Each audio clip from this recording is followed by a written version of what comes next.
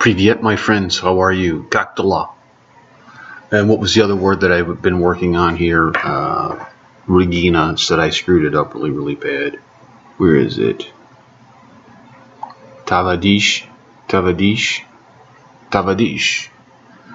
Tavadish. I don't know. I am rocking. Look at that. Dragon Ball Z. Come here. You guys know about that? Oh, those crazy Japanese. They come up with some crazy cartoons, don't they? Let's see. On this video here. Man, my camera's just not cooperating. I got a bunch of stuff to do here today. Hopefully we can get through it. Oh, let's do this. Let's make this the intro to a video that I came across. Somebody sent me. I don't remember if it was on Facebook or if it was on VK. Anyways, I guess that doesn't matter, does it? But it was Russian anime, and I've been seeing more of this. I like anime. I really do. I'm a fan of anime. My favorite anime is Dragon Ball Z. Thus, like if you were to come over to my house and hang out with me and go through my closet, you would see a lot of anime T-shirts. I enjoy a good T-shirt, I think. And if you get nice T-shirts and you have a good set of pants, you can pull the look off with anything, right? So you could use a T-shirt for like a semi-nice event, but it's all in the pants, and I think it's all in the shoes too, because you never want to wear the white shoes, right? I have a brother-in-law, very fashionable guy. He said to me, bro, the key is never wear white shoes or white socks. Always. So if you do that, it pulls together the whole casual business. What the hell? What's going? I don't know what happened here. I have no idea what I'm talking about. Okay, so let's take a look at this. This is the battle for the Motherland. It's Russian anime, dude. This is freaking awesome. Oh, hey, I got a question for you. Do you guys get Comic-Con? You guys know what Comic-Con is? Let me know in the comments, will you? Here we go. Into the motherland, the German army march.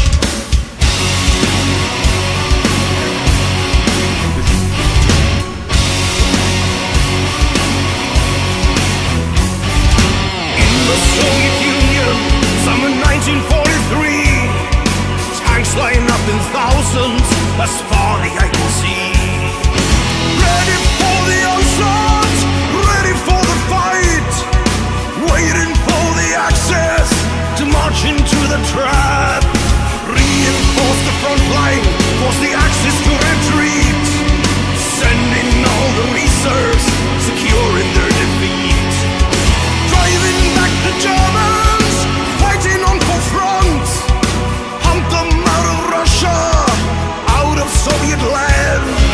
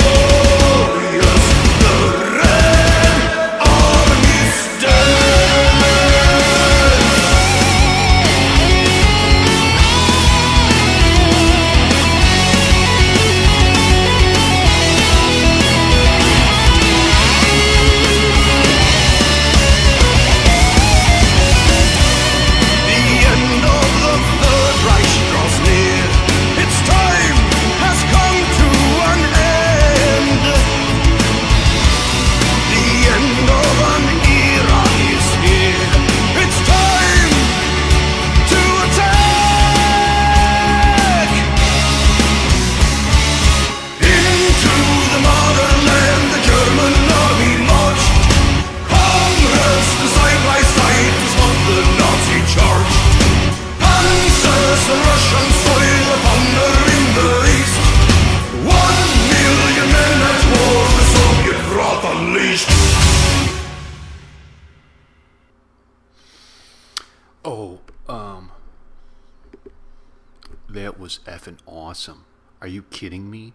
That looked very much like Why We Fight, the documentary. Man, oh man, that was incredible. I loved that, dude. I absolutely, I wanted it. I wish I knew a saying like, you know, in India there's a saying, Jai Hind, which is like India first. Like, you know, I wish I knew how to say like Russia forward, because I would say that right now. I'd say Russia forward. Oh, that was freaking awesome. No, one of the things that I've learned, and it was very, very cool and enjoyable to see. But one of the things that then my emotions began to change, because I started to get sad and get ready to cry when they showed the women getting ready to go into battle. America makes a big deal out of the Jews who went through the Holocaust, 6 million. And I've noticed a lot of times when I talk to my Russian friends, the attitude is we lost 26 million. You know, and there seems to be like, why don't you honor that sacrifice? America doesn't know about that sacrifice. America willingly does not tell her people about 26 million. If the average American who loves Israel and honors what has happened to the Jews, the 6 million who died, understood that 26 million Russians died fighting the Nazis? 80% of all Nazi deaths were by the hands of Russia? I think if they understood that, it would change, and that's what I'm trying to do. You know, Action Jackson, who's going to be coming on VK, my friend Bill, he was like me, like Russia, Russia, and the bad guys, right? The bad guys. And now he's like, wow, that's amazing. And you guys know Robert Worley, who I do the shows with on Sunday. He's very much on the same page as I am on it. And so what I'm going to do is I'm going to start working on getting some interviews and put together a documentary where I ask people, what do you think about Russia? And let them say, and then say, did you know this? Did you know that? Did you know this? And see what they say. And so anyways, I know that's a little bit off topic, but this video was so cool. I love anime, the music rocking in there. One thing that I've noticed between American music and Russian music is we have very different styles. Things that I really like in America that I share with my Russian friends very politely are like, and when I hear Russian music, I mean, I don't dislike it, but it sounds different to me. The composure of the music is completely different. Our cultures are completely different. And I want to share something with you, okay, that has happened in Arizona. There's a very, very popular DJ on a station here. He's the most popular DJ we have in the mornings. The show is called The Morning Sickness. And he was talking about Russia. So I heard him talk about Russia. I stopped and listened. And I think he's onto something. He said, do you remember how Russia... He was talking about the Saturday Night Live bit about Russia from Rural Village. You guys have seen that. I know a lot of you have asked me to comment on it. And he said, you know, he was talking about that and how that's kind of what America used to think about Russia back in the 70s. Like, the Russian women were all kind of like that, you know. You know, they're kind of like, you know, look at how they dress. They look terrible. They look this. They look that. And he said, have you seen Russians lately? Like, have you seen them? Like, they look like how we used to look. You know, like, Americans used to be a good-looking group of people, and now we're not. We look like how we thought they used to look. Because he was talking like, look at how fat America is. Look at when you go to the store.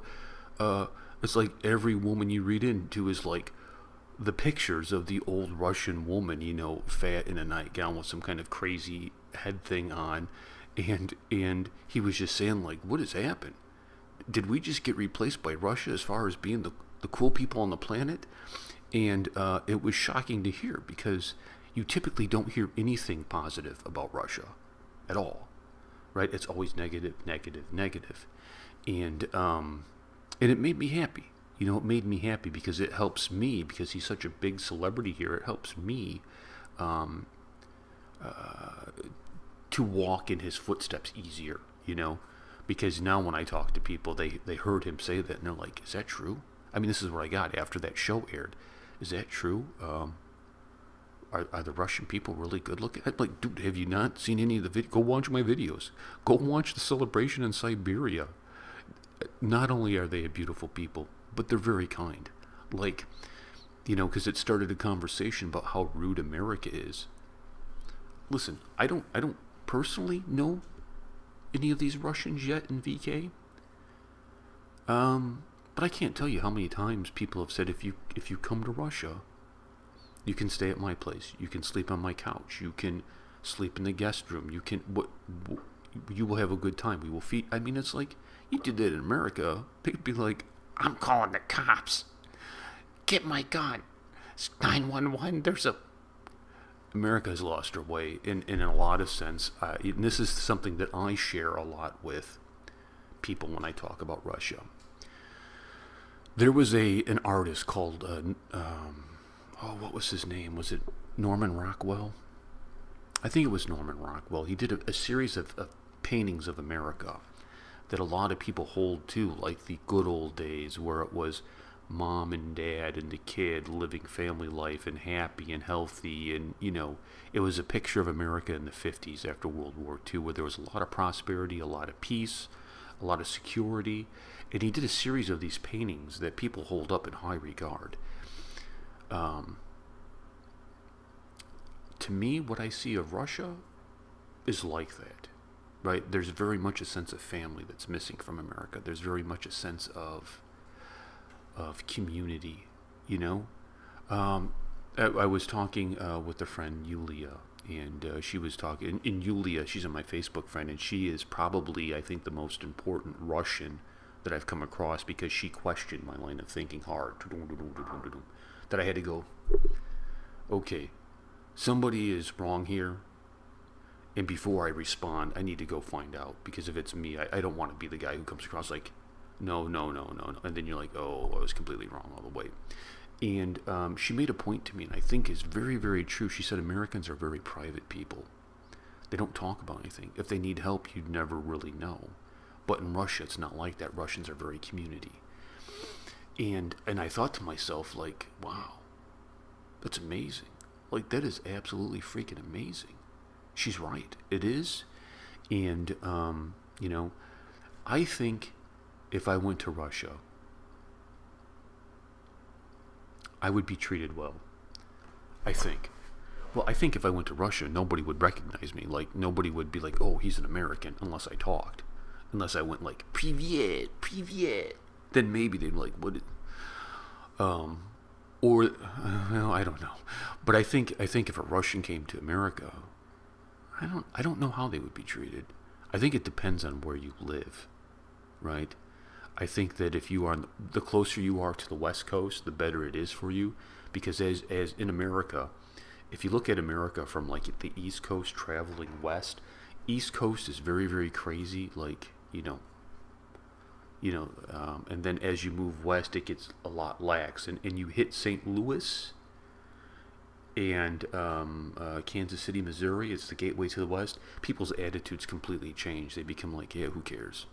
Yeah, who cares? You know, I don't think it would be an issue. I don't know. I'm rambling now, so I'm gonna get going. But that cartoon is awesome. I got to find that movie, the animated movie. And man, there's this good Russian anime. Who knew? Russian anime, dude? I was just like, anyways. Oh, I understand that there's a school. I got a message from a school teacher who shows the videos to translate into English, and he's asked me to speak slowly and clearly to help with the translations. And he told me that when I speak Russian, when I say Privyet or Kaktala, that all the children laugh. I thought that was so adorable. I could just picture a classroom of kids laughing. That made my day. It was very, very nice. So children, I want to say hello to you. I am very honored to be a part of your education. I hope that you study hard and you obey your teacher and your parents. I hope that you are good citizens and that you are always with good integrity. Good integrity, very important, to do what's right.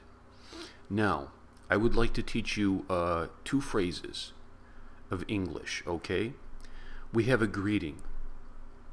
What is up? What is up? The American slang is to combine that. Americans don't write a lot. We combine everything. Everything is short. Russians like big, Americans like short.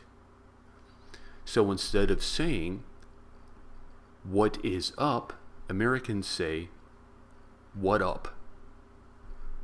What up? And that is an informal greeting that you would say to your friends. So turn to your best mate and say, what up? What up? The second slang word I'd like to teach you is homie. Again, this is homie. Homie is your best friend. Homie is somebody you're very, very close with. You do not say what up and homie to your elders, to your teacher. You only say it to your classmate. So you would say, what up, homie? What up, homie? So say it with me. On the count of 3, we'll all say it together. What up, homie? So you use it to greet each other. That means, hey, I'm your friend. I'm excited to see you. So, teacher, I apologize if I've disrupted your class. And I look forward to learning more about your school and your classmates. Goodbye, my friends. I will see you later.